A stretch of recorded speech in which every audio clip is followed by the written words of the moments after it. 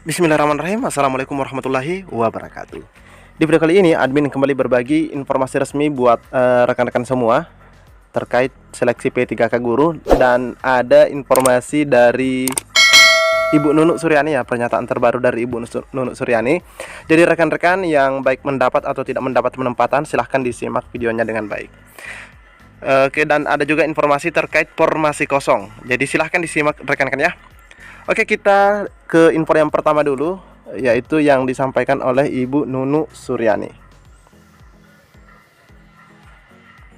Mereka misalnya semula Mas Nugroho ini guru matematika di SMP 1 Cianjur.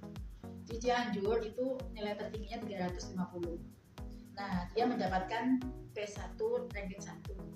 Lalu dari 300 itu sebagian besar adalah guru-guru yang melakukan mutasi karena sebab satu dan lain hal. Si Mas Nugroho ini pindahlah ke Bandung. Nah, ternyata di Bandung dia ranking 1 ya, waktu itu taggingnya ranking 1. Ternyata di Bandung standar nilai yang tinggi itu lebih banyak. Lebih banyak. Sehingga si Nugroho ini yang harus ranking 1 di Bandung menjadi ranking 6. Di Bandung butuhnya 5 sebenarnya. Tapi Pemda buka 2. Gitu ya Bu ya. Iya. Tentu yang diambil si Mas Nugroho yang sebenarnya ranking 1. Sekarang kan ranking itu bukan secara nasional. Iya. Bukan di sekolah tapi daerah. Di daerah itu ada guru matematika jumlahnya 6. Yang nilainya 400 ada, yang 450 ada. Si Mas Nugroho ini ternyata 350. Akhirnya yang 1, 2 sanggah. Loh, kok Nugroho yang nilainya 350, saya 450? Nggak bisa dong. Sanggah, kita cek datanya. Ternyata benar si Mas Nugroho ini ternyata rankingnya di Bandung. Jadi kan rankingnya itu bukan di sekolah. Mungkin di sekolah kan banyak pertanyaan nih. Saya bisa menjelaskan, tapi saya ingin banyaknya pertanyaan, saya nggak bisa lagi kritik kalau saya untuk menjawab. Misalnya, loh, saya kan satu-satunya di tempat saya. Kok yang menang sekolah itu aja jawabnya sebenarnya Bu.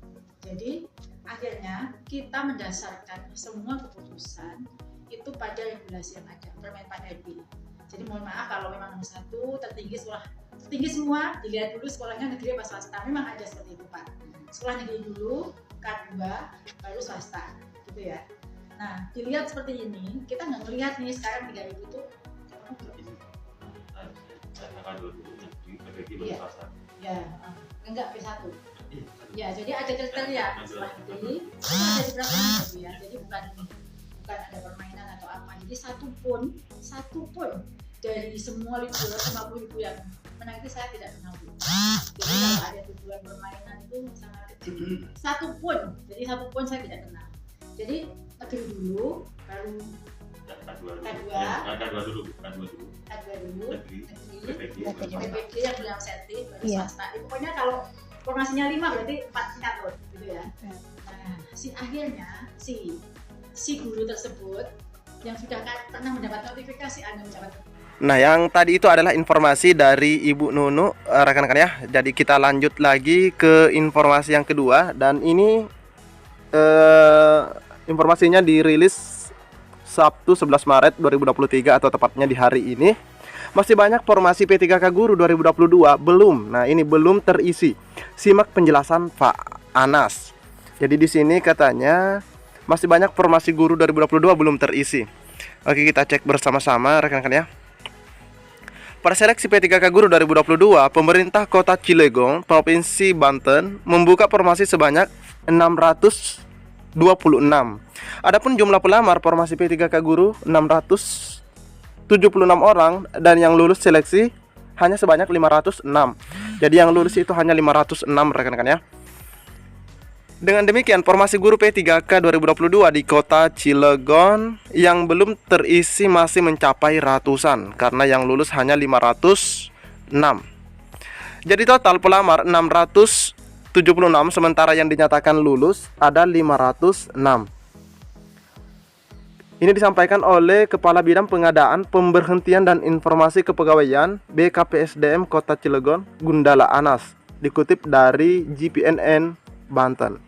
Namun, Pak Anas mengingatkan bahwa jumlah tersebut belum final lantaran masih masa sanggah.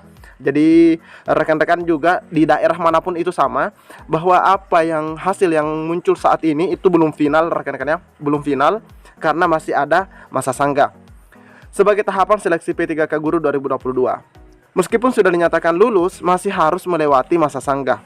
Untuk masa sanggah itu kami masih menunggu informasi dari Badan Kepegawaian Negara.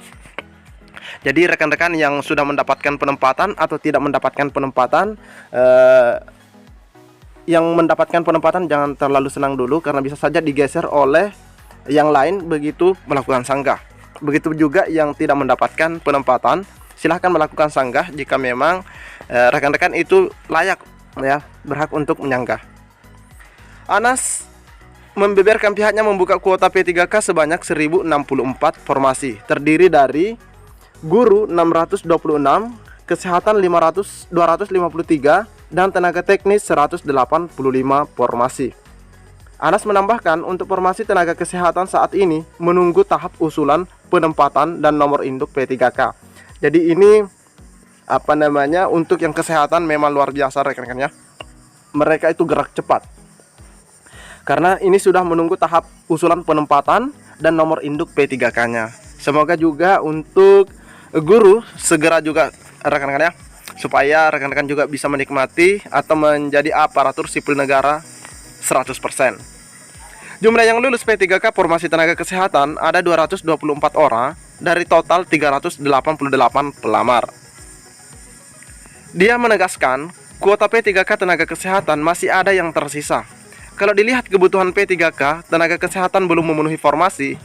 Jadi yang dibutuhkan 253 formasi, sementara pelamar lulus hanya 224 orang. Sedangkan seleksi P3K tenaga teknis masih berlangsung sampai saat ini. Akan memasuki tes komputer asisten tes atau CAT. Ini untuk teman-teman di teknis.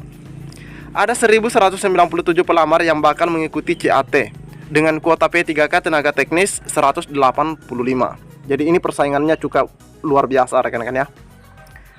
Tahapan CAT tenaga teknis akan digelar pada 17 sampai 18 April. Jadi ini bulan depan rekan-rekan ya.